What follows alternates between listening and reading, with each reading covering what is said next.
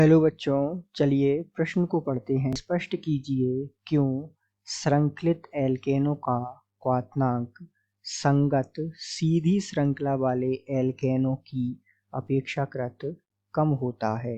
तो आइए बच्चों, मुख्य अवधारणा को समझते हुए हल करते हैं तथा व्याख्या सहित इसकी हल को समझते हैं। तो आइए सबसे पहले हम बात करते हैं मुख्य अवधारणा।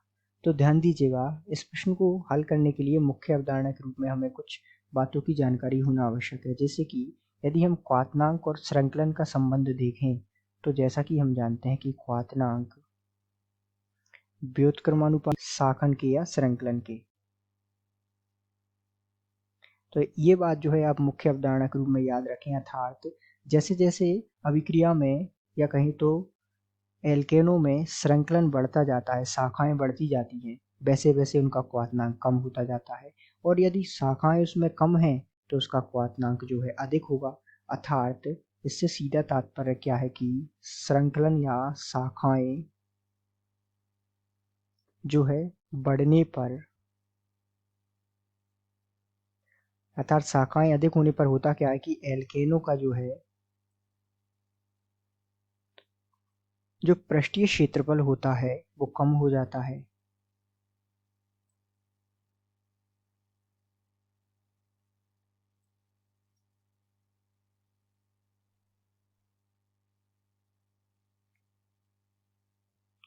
वो कैसे हो जाते हैं? वो कमजोर हो जाते हैं।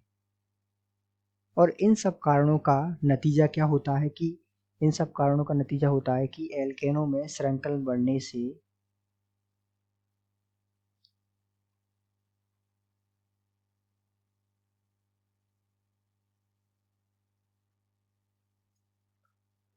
उनका क्वथनांक कम हो जाता है,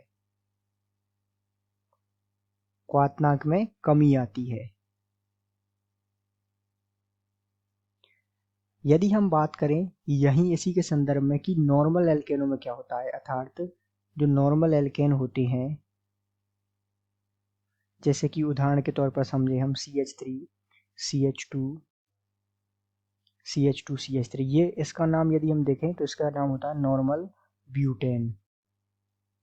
तो इसमें होता क्या है कि इसमें जो है एक सीधी श्रृंखला है, ना इसमें शाखन है। तो इसमें शाखन क्या है, या अर्थात इसमें शाखन अर्थात शाखा नहीं है तो इसका क्वथनांक जो है उच्च होता है।